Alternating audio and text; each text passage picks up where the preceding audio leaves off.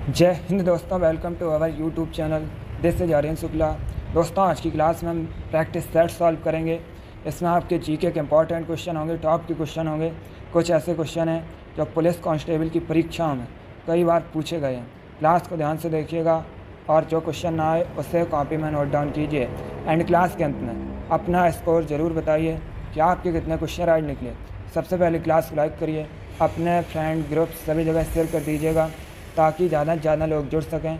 और जो फ्रेंड इस चैनल पर नए हैं वो चैनल को सब्सक्राइब करेंगे, बेल आइकन को प्रेस कीजिए ताकि सभी नोटिफिकेशन आप तक पहुंच सकें। चलिए शुरू करते हैं आज की क्लास। क्वेश्चन नंबर फर्स्ट के लिए आंसर करिए। इंपॉर्टेंट क्वेश्चन है, आपको एग्जाम में देखने को मिल सकता है। आपको बताना है मैथॉन बांध किस राज्य में है। बताइएगा, मैथॉन डैम ये किस राज्य में स्थित है। ऑप्शन नंबर ए झारखंड में, option number B Andhra Pradesh में, ऑप्शन नंबर सी उत्तर प्रदेश में, या ऑप्शन नंबर डी महाराष्ट्र में। आपको बताना है मैथॉन डैम कहाँ पर स्थित है। इंपॉर्टेंट क्वेश्चन है, सभी लोग आंसर करिए। Very good. इसका right answer option number A होगा, झारखंड में। Yes, option number A correct answer है दोस्तों। मैथॉन डैम ये झारखंड में स्थित है, इसलिए option number A correct answer होगा। अब आपसे एग्जाम में क्वेश्चन और पूछा जा सकता है कि मैथॉन बांध, मैथॉन डैम ये किस नदी पर है। तो ये दोस्तों बराकर नदी पर है। तो आप लोग याद रखिएगा, मैथॉन बांध जो कि झारखंड में है और ये बराकर नदी पर है।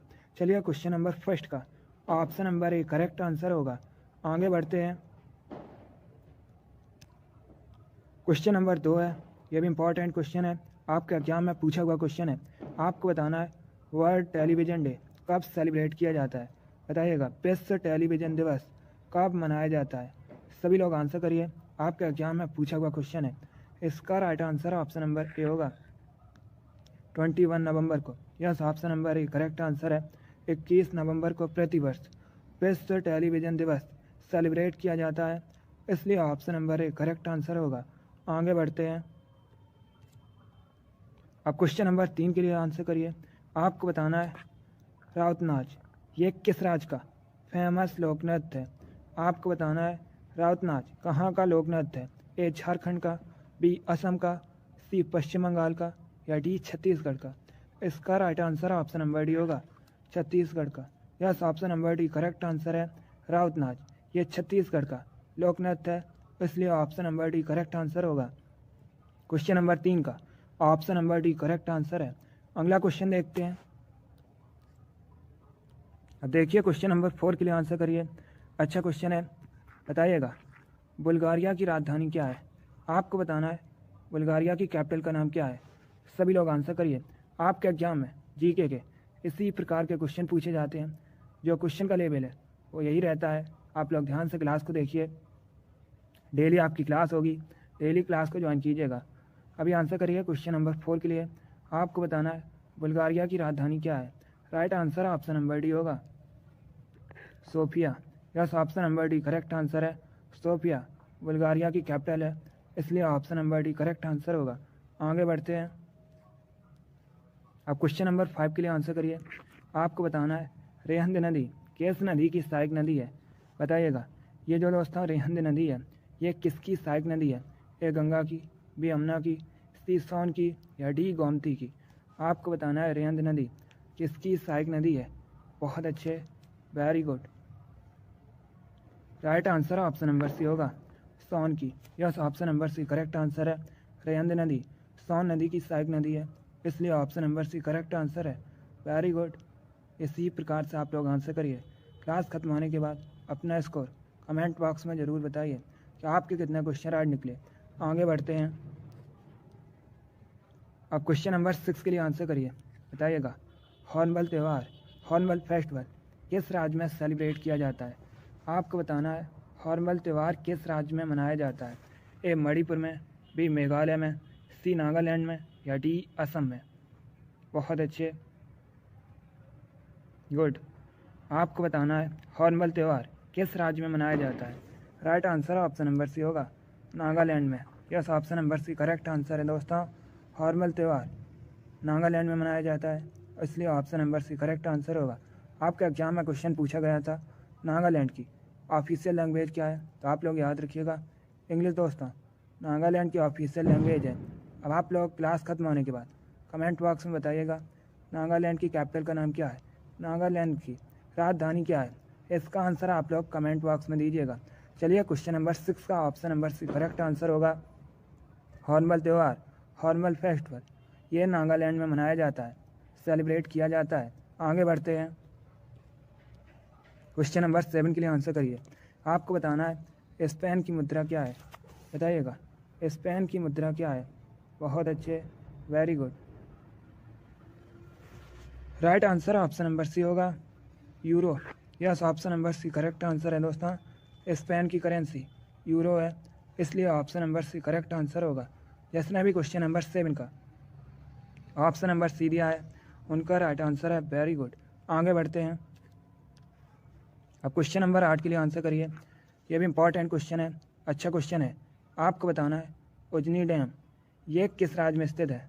बताइएगा उजनी डैम किस राज्य में स्थित है? इंपॉर्टेंट क्वेश्चन है, पहले ऑप्शन को पढ़िए उसके बाद आंसर करिएगा। इसका right answer option number D होगा, महाराष्ट्र में। Yes, option number D correct answer है दोस्तों। उजनी डैम ये महाराष्ट्र में स्थित है, इसलिए option number D correct answer होगा। अब यहाँ पर आपसे एग्जाम में क्वेश्चन पूछे जा सकते हैं कि उजनी डैम ये किस नदी पर है? तो आप लोग याद रखिएगा दोस्तों, ये भीमा नदी पर है, इसीलिए इस डैम को भीमा डैम के नाम से भी जाना जाता है, भीमा बांध के नाम से भी दोस्तों इसे जाना जाता है, और भीमा सिंचाई परियोजना के नाम से भी इसी को जाना जाता है। तो आप लोग याद रखिएगा उजनी डैम महाराष्ट्र में है। चलिए क्वेश्चन नंबर 8 का option number D correct answer है, ये भीमा नदी पर है। आगे बढ़ते हैं। क्वेश्चन नंबर 9 के लिए आंसर करिए। बताइएगा दुर्गापुर कहाँ पर है? आपको बताना है दुर्गापुर ये किस राज्य में है? ए उड़ीसा में, बी पश्चिम बंगाल में, सी बिहार में, या डी झारखंड में? इसका right answer option number B होगा, वेस्ट बंगाल में। Yes, option number B correct answer है, दुर्गापुर पश्चिम बंगाल में है, इसलिए option number B correct answer होगा। आगे बढ़ते हैं। क्वेश्चन नंबर 10 के लिए आंसर करिए। यह भी अच्छा क्वेश्चन है। बताइएगा किस शहर को विश्व में चमड़े के शहर के रूप में भी जाना जाता है? आपको बताना है किसे चमड़े के शहर के रूप में भी जाना जाता है। इनमें से ए कानपुर को, बी कोलकाता को, सी लखनऊ को, या डी लुधियाना को? आंसर करिएगा। इसका right answer option number A होगा, Kanpur. Yes, option number A correct answer है दोस्तों, कानपुर को चमड़े के शहर के रूप में भी जाना जाता है, इसलिए option number A correct answer है। कानपुर के साथ ही दोस्तों आगरा और चेन्नई ये भी चमड़े के उद्योग के लिए प्रसिद्ध हैं। चलिए क्वेश्चन नंबर 10 का option number A correct answer होगा। बहुत अच्छे दोस्तों, वेरी गुड। अब आंसर करिए क्वेश्चन नंबर 11 के लिए। अच्छा क्वेश्चन है। आपको बताना है फ्रांस का राष्ट्रीय खेल क्या है? ऑप्शन दिए गए हैं। Option number A cricket, option number B table tennis, option number C football, या ऑप्शन नंबर डी बैडमिंटन? आपको बताना है फ्रांस का नेशनल स्पोर्ट क्या है? फ्रांस दोस्तों यूरोप महाद्वीप के अंतर्गत आता है। एग्जाम में क्वेश्चन पूछा गया था कि फ्रांस की राजधानी क्या है? आप लोग बताइएगा फ्रांस की राजधानी क्या है? Very good. यस, फ्रांस की राजधानी दोस्तों पेरिस है। अब आंसर करिए क्वेश्चन नंबर 11 के लिए। आपको बताना है फ्रांस का राष्ट्रीय खेल क्या है? Right answer option number C होगा, football. Yes, option number C correct answer है, फुटबॉल फ्रांस का राष्ट्रीय खेल है। एग्जाम में क्वेश्चन पूछा गया था कि इंग्लैंड का राष्ट्रीय खेल क्या है? तो आप लोग याद रखिएगा क्रिकेट दोस्तों इंग्लैंड का राष्ट्रीय खेल है। साथ में दोस्तों ऑस्ट्रेलिया का भी राष्ट्रीय खेल क्रिकेट ही है। चलिए क्वेश्चन नंबर 11 का option number C correct answer है, फुटबॉल फ्रांस का नेशनल स्पोर्ट है। आगे बढ़ते हैं। अब क्वेश्चन नंबर 12 के लिए आंसर करिए। दिवस से संबंधित क्वेश्चन है, कन्फर्म है आपके एग्जाम में 1 से 2 क्वेश्चन दिवस से संबंधित पूछे जाएंगे। इसी प्रकार के क्वेश्चन होंगे दोस्तों। बताइएगा विश्व वन्य जीव दिवस कब मनाया जाता है? आपको बताना है विश्व वन्य जीव दिवस कब सेलिब्रेट किया जाता है? सभी लोग आंसर करिएगा। Good. Right answer option number A होगा, 3 मार्च को। Yes, option number A correct answer है। प्रत्येक वर्ष 3 मार्च को विश्व वन्य जीव दिवस सेलिब्रेट किया जाता है, इसलिए option number A correct answer है। अगला क्वेश्चन देखते हैं। अब आंसर करिए क्वेश्चन नंबर 13 के लिए। आपको बताना है उत्तर प्रदेश में चौधरी चरण सिंह स्टेडियम कहाँ स्थित है? सभी लोग बताइएगा उत्तर प्रदेश में दोस्तों चौधरी चरण सिंह स्टेडियम कहाँ पर है? गुड। ऑप्शन नंबर ए प्रयागराज में, ऑप्शन नंबर बी आगरा में, ऑप्शन नंबर सी मुजफ्फरनगर में, या ऑप्शन नंबर डी गोरखपुर में? गुड। आपको बताना है चौधरी चरण सिंह स्टेडियम ये कहाँ पर है। इसका right answer option number C होगा, मुजफ्फरनगर में। Yes, option number C correct answer है। चौधरी चरण सिंह स्टेडियम मुजफ्फरनगर में स्थित है, इसलिए option number C correct answer है। एग्जाम में क्वेश्चन पूछा गया था कि चौधरी चरण सिंह अंतर्राष्ट्रीय हवाई अड्डा, इसे दोस्तों अमौसी हवाई अड्डा भी कहा जाता है, ये कहाँ पर है? तो ये लखनऊ में है। इसे भी आप लोग याद रखिएगा, ये क्वेश्चन आपके एग्जाम में पूछा हुआ क्वेश्चन है। क्वेश्चन नंबर 13 का option number C correct answer है। चौधरी चरण सिंह स्टेडियम मुजफ्फरनगर में स्थित है। आगे बढ़ते हैं।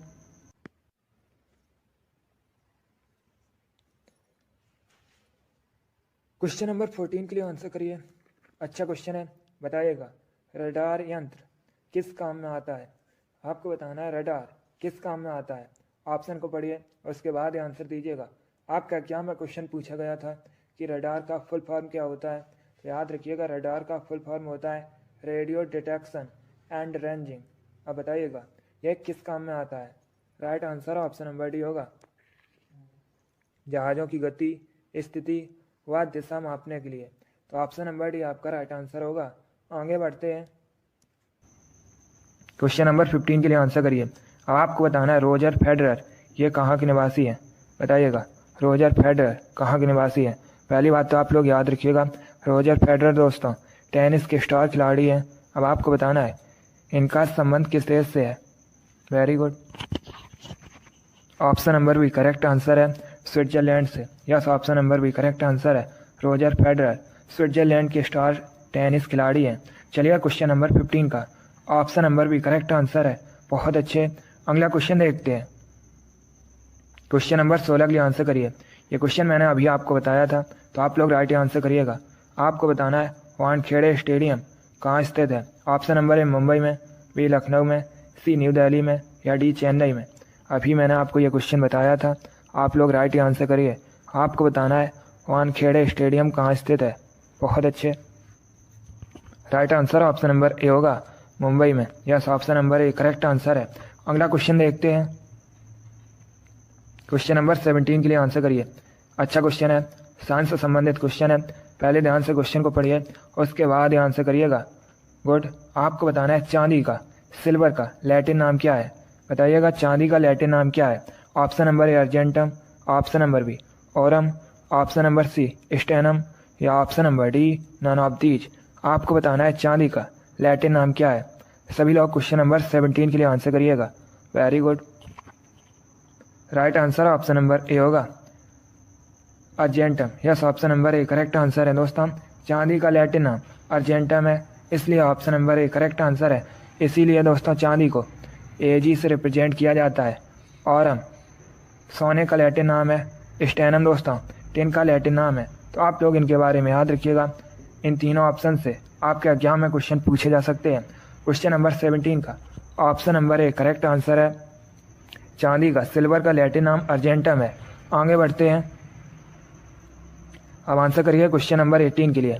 आपको बताना है मोमबत्ती रासायनिक ऊर्जा को किस में रूपांतरित करती है। बताइएगा मोमबत्ती केमिकल एनर्जी को किस में रूपांतरित करती है।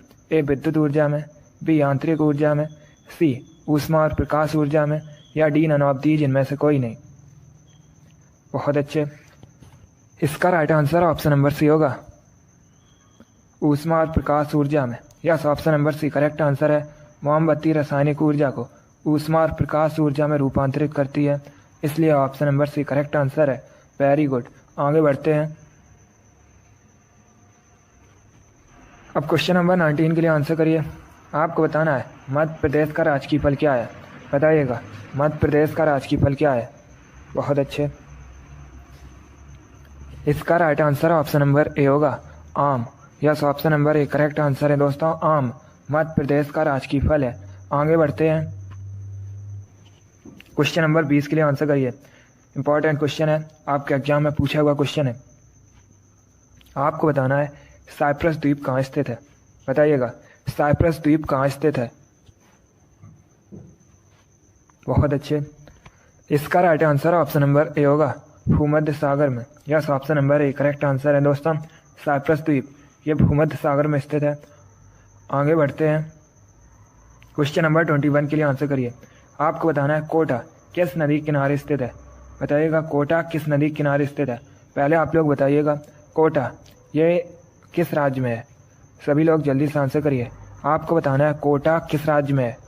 उसके बाद बताइएगा कोटा किस नदी के किनारे बसा है। गुड, यस दोस्तों, कोटा राजस्थान का शहर है। अब बताइएगा यह किस नदी के किनारे बसा है। बहुत अच्छे, करेक्ट आंसर है ऑप्शन नंबर डी होगा, Chambal. Yes, option number D correct answer है, कोटा चंबल नदी के किनारे स्थित है। अगला क्वेश्चन देखते हैं। क्वेश्चन नंबर 22 के लिए आंसर करिए। आपको बताना है माई कंट्री माई लाइफ पुस्तक किसके द्वारा लिखी गई है। बताइएगा माई कंट्री माई लाइफ पुस्तक के लेखक कौन है। बहुत अच्छे, इसका right answer option number D होगा, Lal Krishna Advani. Yes, option number D correct answer है दोस्तों। माई कंट्री माई लाइफ पुस्तक के लेखक लाल कृष्ण आडवाणी है, इसलिए option number D correct answer होगा। अगला क्वेश्चन देखते हैं। क्वेश्चन नंबर 23 आपके सामने है, इंपॉर्टेंट क्वेश्चन है। आपको बताना है भारत के किस राज्य को मसालों का बगीचा कहते हैं। आपको बताना है भारत में किस राज्य को मसालों का बगीचा कहा जाता है। ए आंध्र प्रदेश को, बी केरल को, सी तमिलनाडु को या डी उत्तराखंड को। गुड, इसका right answer option number B होगा, केरल को। Yes, option number B correct answer है, केरल को भारत में मसालों का बगीचा कहा जाता है, इसलिए option number B correct answer है। एक क्वेश्चन आपके एग्जाम में पूछा गया था, मैंने भी आपको ये क्वेश्चन कई बार बताया है कि केरल की ऑफिशियल लैंग्वेज क्या है।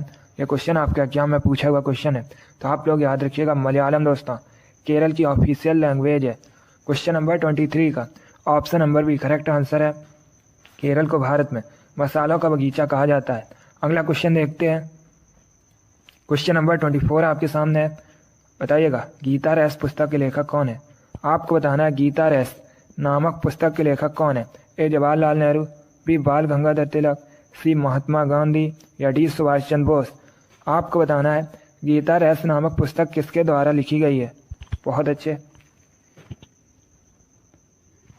इसका right answer option number B होगा, Bal Gangadhar Tilak. Yes, option number B correct answer है दोस्तों, गीता रेस पुस्तक के लेखक बाल गंगाधर तिलक है। अगला क्वेश्चन देखते हैं। क्वेश्चन नंबर 25 आपके सामने है।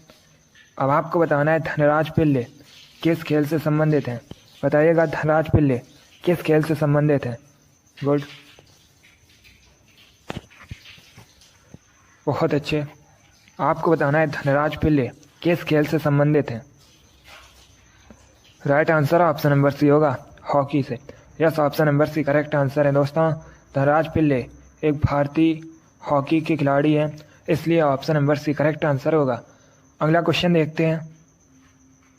क्वेश्चन नंबर 26 के लिए आंसर करिए, इंपॉर्टेंट क्वेश्चन है। बताइएगा सलाल परियोजना किस नदी पर है। एक क्वेश्चन एग्जाम में पूछ लेते हैं कि सलाल परियोजना कहाँ पर है, तो याद रखिएगा दोस्तों ये जम्मू और कश्मीर में है। अब आपको बताना है ये किस नदी पर है। अच्छा क्वेश्चन है, बताइएगा सलाल परियोजना किस नदी पर है। Right answer option number D होगा, चिनाब नदी पर। Yes, option number D correct answer है, सलाल परियोजना जो कि दोस्तों जम्मू कश्मीर में है और ये चिनाब नदी पर स्थित है। अगला क्वेश्चन देखते हैं। क्वेश्चन नंबर 27 के लिए आंसर करिए। बताइएगा फ्लोरीन का परमाणु क्रमांक कितना होता है। आपको बताना है फ्लोरीन की परमाणु संख्या कितनी होती है। पहली बात तो आप लोग याद रखिएगा फ्लोरीन को दोस्तों एफ से रिप्रेजेंट किया जाता है। अब आपको बताना है फ्लोरीन की परमाणु संख्या कितनी होती है। वेरी गुड, बहुत अच्छे, इसका right answer option number C होगा 9। Yes, option number C correct answer है, फ्लोरीन की परमाणु संख्या 9 होती है। क्वेश्चन नंबर 27 का option number C correct answer है। आगे बढ़ते हैं। अब क्वेश्चन नंबर 28 के लिए आंसर करिए। आपको बताना है विश्व पर्यटन दिवस कब मनाया जाता है। बताइएगा विश्व पर्यटन दिवस कब मनाया जाता है। बहुत अच्छे, इसका right answer option number D होगा 27 सितंबर को। Yes, option number D correct answer है दोस्तों, प्रतिवर्ष 27 सितंबर को विश्व पर्यटन दिवस मनाया जाता है, इसलिए option number D correct answer होगा। अगला क्वेश्चन देखते हैं। क्वेश्चन नंबर 29 के लिए आंसर करिए। यह भी अच्छा क्वेश्चन है। आपको बताना है निम्न में से किस वेद में संगीत का वर्णन है। बताइएगा संगीत का वर्णन किस वेद में है। ऑप्शन दिए गए हैं, ध्यान से ऑप्शन पढ़िए, उसके बाद ही आंसर करिएगा। दोस्तों वेद 4 हैं, ऋग्वेद, अथर्ववेद, सामवेद, यजुर्वेद। एक क्वेश्चन एग्जाम में पूछ लेते हैं कि वेदों की रचना किस भाषा में की गई है। तो आप लोग याद रखिएगा, वेदों की रचना दोस्तों संस्कृत भाषा में की गई है। अब बताइएगा किस वेद में संगीत का वर्णन है। Good, right answer option number C होगा, सामवेद में। Yes, option number C correct answer है।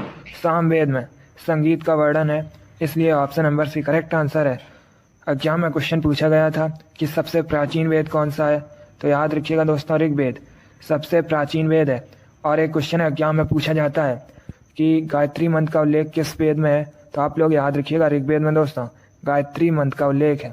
चलिए क्वेश्चन नंबर 29 का option number C correct answer है, संगीत का वर्णन सामवेद में है। आगे बढ़ते हैं, क्वेश्चन नंबर 30 के लिए आंसर करिए। आपको बताना है किसे एशियाई नोबेल पुरस्कार के नाम से भी जाना जाता है। बताइएगा किसे दोस्तों, या किस पुरस्कार को एशियाई नोबेल पुरस्कार के नाम से भी जाना जाता है। Option number A Ramon Magsaysay पुरस्कार, option number B Shanti Swarup Bhatnagar पुरस्कार, ऑप्शन नंबर सी ऑस्कर पुरस्कार, या option number D none of these, इनमें से कोई नहीं। क्वेश्चन नंबर 30 के लिए आंसर करिएगा। बहुत अच्छे, इसका right answer option number A होगा, रहमान मैग्सेसे पुरस्कार। Yes, option number A correct answer है। रहमान मैग्सेसे पुरस्कार को एशियाई नोबेल पुरस्कार के नाम से भी जाना जाता है, इसलिए option number A correct answer है।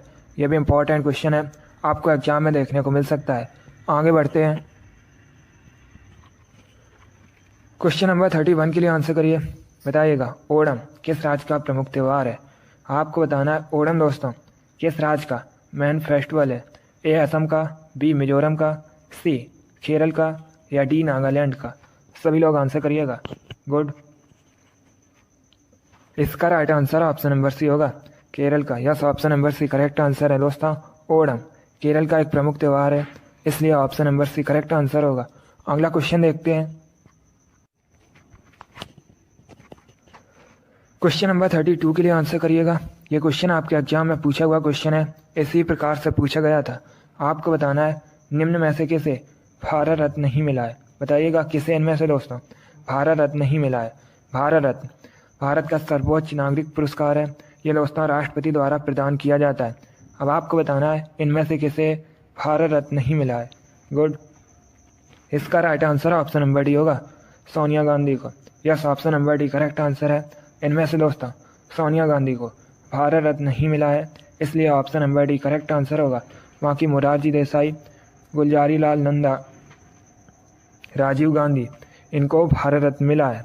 क्वेश्चन नंबर 32 का option number D correct answer होगा, सोनिया गांधी को भारत रत्न नहीं मिला है। अगला क्वेश्चन देखते हैं, क्वेश्चन नंबर 33 आपके सामने है। बताइएगा गीत गोविंद के रचयिता कौन है। आपको बताना है गीत गोविंद इसके रचयिता कौन है। बहुत अच्छे, right answer option number B होगा, Jayadev. Yes, option number B correct answer है दोस्तों। जयदेव गीत गोविंद के रचयिता हैं, इसलिए option number B correct answer होगा।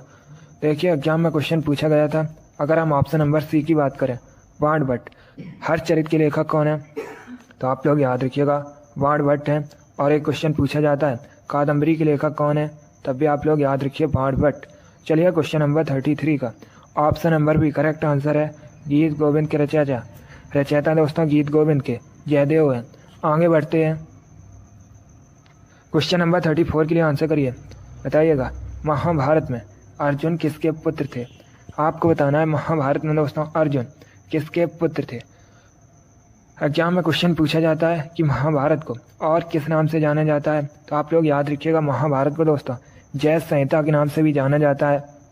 एक क्वेश्चन और पूछ लेते हैं एग्जाम में कि महाभारत का युद्ध कितने दिनों तक चला था। तो याद रखिएगा 18 दिनों तक दोस्तों महाभारत का युद्ध चला था। अब बताइएगा आप लोग महाभारत में अर्जुन किसके पुत्र थे। Right answer option number B होगा, पांडु का। Yes, option number B correct answer है। आगे बढ़ते हैं, क्वेश्चन नंबर 35 के लिए आंसर करिए। आपको बताना है भारत में किसान दिवस कब सेलिब्रेट किया जाता है। यह भी अच्छा क्वेश्चन है। आपको बताना है भारत में किसान दिवस कब मनाया जाता है। क्वेश्चन नंबर 35 के लिए आंसर करिएगा। इसका right answer option number A होगा, 23 दिसंबर को। Yes, option number A correct answer है। प्रतिवर्ष भारत में 23 दिसंबर को किसान दिवस मनाया जाता है? इसलिए option number A correct answer होगा। क्वेश्चन नंबर 35 का option number A correct answer है। भारत में 23 दिसंबर को किसान दिवस सेलिब्रेट किया जाता है। बहुत अच्छे दोस्तों, वेरी गुड गुड गुड। चलिए दोस्तों, आज की क्लास में हमने जीके के 35 इंपॉर्टेंट क्वेश्चन डिस्कस किए with extra fact. I hope आप सभी को ये क्वेश्चन समझ आए होंगे। सो लाइक करिए, शेयर करिए। चैनल पर नए हैं तो चैनल को सब्सक्राइब कीजिए, बेल आइकन को प्रेस कीजिए ताकि सभी नोटिफिकेशन आप तक पहुंच सकें। आप लोग अपना स्कोर कमेंट बॉक्स में ज़रूर बताइए कि आपके कितने क्वेश्चन राइट निकले। इसी के साथ मैं आपको मिलूंगा अगली क्लास में। Thank you guys, thank you for watching. God bless you all.